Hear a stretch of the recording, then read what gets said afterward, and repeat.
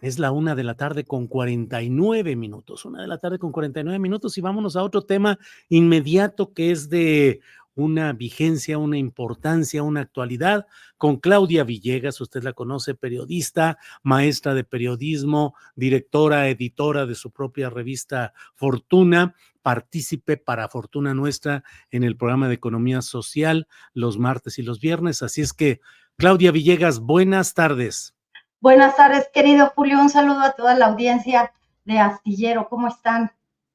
Pues bien, Claudia, aquí viendo y revisando y recibiendo una serie de informaciones de sub y bajas de acciones, de caídas Nasdaq, de lo bursátil, de lo tecnológico. ¿Cómo andan las cosas, Claudia? Muy complicadas, Julio, muy complicadas. Quizás acá en México tenemos afortunadamente un escenario de unos días, un mes, en donde esperemos se respete el TEMEC, pero los mercados financieros están con los tambores batientes de recesión. Estados Unidos podría caer en recesión y si tú recuerdas, Julio, todo el tiempo en la pandemia, pero después de la apertura de los mercados, luego del confinamiento, nos la pasamos analizando en qué condiciones se podría dar la recesión en Estados Unidos, que todo el mundo vaticinaba que en cualquier momento. Vino la estrategia de Biden de usar el gas de Estados Unidos para mandarlo a Europa y poder de alguna manera apuntalar las sanciones a Rusia. El gasoducto Nord Stream, que fue cancelado, obstaculizado, que ahora se va a volver a reinstalar, va a volver a operar. Mientras en Estados Unidos, Julio, estamos viendo que ellos no están contentos con el trato que les ha dado Estados Unidos. Ya se va Trudeau, llega el funcionario que fue director del Banco de Montreal de Canadá, Banco Central, un financiero, están con otro discurso y estaba viendo hace ratito la televisión canadiense y no sabes cómo decían, ojalá tuviéramos un estadista como el que tiene México, porque ha logrado mantener un tono en la relación con Trump, pues muy estable, están haciendo uso de la diplomacia, nadie está contento con lo que está haciendo Estados Unidos, pero al menos allá pues no tienen estos subes y bajas. Un arancel para Estados Unidos de 25% amenaza Canadá, amenaza con cortar algo que es muy importante. Tú, Julio, hemos visto películas sobre el gran apagón en Estados Unidos, esta serie de Robert De Niro de El Día Cero, que habla de un gran apagón de electricidad, y Canadá está amenazando a Estados Unidos y a varios estados, entre ellos la capital de las finanzas, Nueva York, donde está Wall Street, Nasdaq, está amenazando con bajar el switch, Julio. Así están las cosas en el mundo, muy complicadas. México hoy dio a conocer datos de confianza del consumidor. El tipo de cambio está resistiendo 20.36 y por ahí vamos a buscar a nuestras fuentes en el sector financiero para que nos expliquen por qué está resistiendo el peso. Hay operaciones que lo toman como un respaldo. La moneda más líquida del mundo será. Pues así está el panorama, querido Julio. Como un respaldo, ¿quieres decir con inyección de recursos del Estado para mantener esa paridad? No, qué bueno que me lo comentas porque luego yo doy estos pies en mi alocada exposición.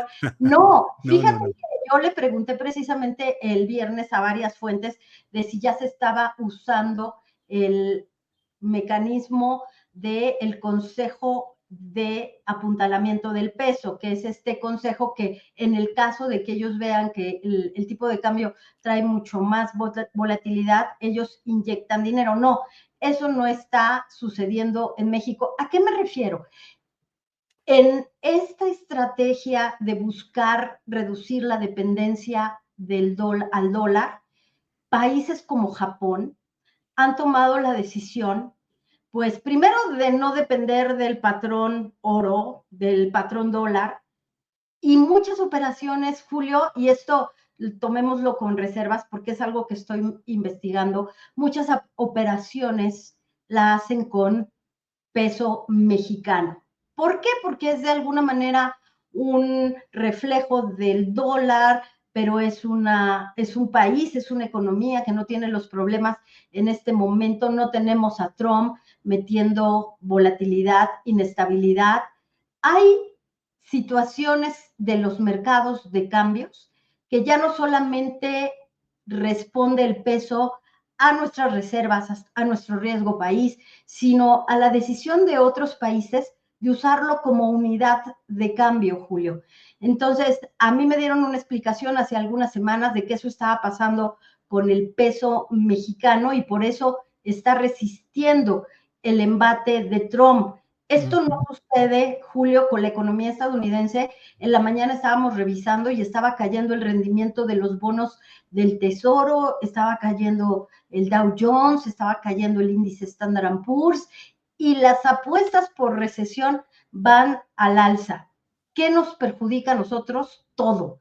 Todo porque México, su sector manufacturero, el sector de exportaciones va hacia Estados Unidos, Julio. Y ya vimos en el último trimestre de 2024 cómo una huelga de Boeing, los huracanes y también las reservas que tenían muchos empresarios provocaron que Estados Unidos tuviera un menor crecimiento y también con ello México, Julio.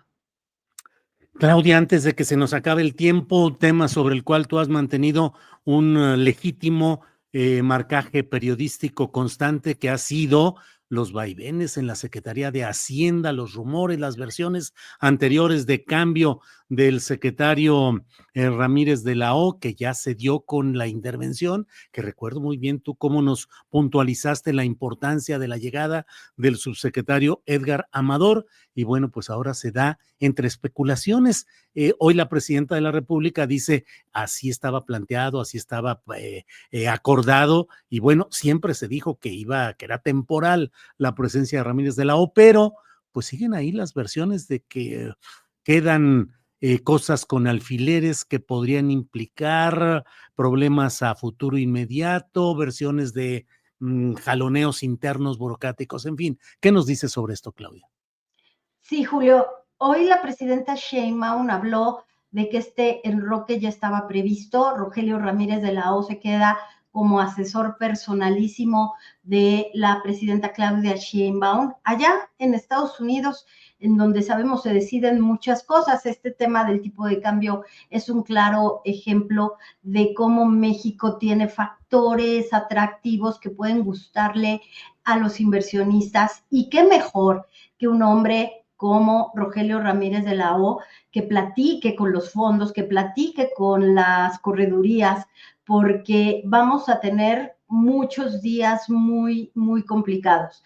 Edgar Amador, que viene de la UNAM, que es egresado del Colegio de México, que ha trabajado en algunas corredurías, en algunos bancos de inversión, que trabajó en la Secretaría de Finanzas de la Ciudad de México, creo que es una apuesta muy cercana a Rogelio Ramírez de la O. Estuvieron trabajando muchos meses, estuvieron trabajando en la transición y creo que Rogelio Ramírez de la O aprovechó esta ventana de oportunidad que le dio esta victoria, no solamente de la presidenta de Sheinbaum, sino también de México, de cómo hilar una comunicación productiva con el presidente de Estados Unidos. Él viajó, Julio. Hay que recordar que él viajó a Washington con todo este equipo tipo SWAT que estuvo participando en la exposición de cifras. Seguramente también hubo alguna exposición de números por parte de Ramírez de la O. Y me parece que si bien no va a tener Edgar Amador una muy fácil tarea, va a tener una tarea muy complicada porque hay que consolidar el déficit. ¿Qué esto quiere decir? Hay que seguir la estrategia de austeridad, hay que mantener los apoyos sociales y al mismo tiempo hay que poner ese dinero que puede ser dinero inicial para que los inversionistas vean que hay un ambiente propicio para la inversión. Todo eso en medio de un riesgo de recesión, Julio. Entonces, imagínate, yo creo que también Ramírez de la O aprovechó para decir, bueno, pues ya fueron 3 meses más después de todo el gobierno de López Obrador y él ya se quería ir, él quería regresar a su mundo, le gusta montar a caballo, le gusta la vida de la gran ciudad que es financiera, que es Nueva York, y él pues tiene su propia consultoría, Julio, economía aplicada, pero ahora, ¿sabes qué es lo que me gustó? Que tiene trabajo todavía oficial con México. Eso me gustó mucho. Muy bien, muy bien. Pues, Claudia, a reserva de lo que desees agregar, como siempre, agradecerte esta oportunidad de platicar. No, al contrario, Julio, pues nada más recomendarles economía social, porque hay por ahí una historia interesante de cómo Edgar Amador, Jesús Ramírez se conocieron en los días, en sus veintes, allá en la UNAM con la presidenta, y creo que la presidenta se siente muy cómoda con Edgar Amador, y recomendarles mañana economía social aquí en tu canal. ¿De qué crees que vamos a hablar? Vamos a hablar del tecnofeudalismo, que hoy se cayó Twitter, ex, que Sí. hoy Musk está de verdad desquiciado diciendo que hay un ciberataque y que nos deja ver un poco cómo estos señores feudales de la tecnología, como les dice Yanis Varoufakis en tecnofeudalismo, también pueden tener pies de barro, Julio. Tecnofeudalismo, qué buen tema y qué buen asunto para ir analizando efectivamente. Pues nos vemos mañana en Economía Social. Como siempre, Claudia, muchas gracias por esta ocasión. Al contrario, Julio, un abrazo a todos. Hasta luego.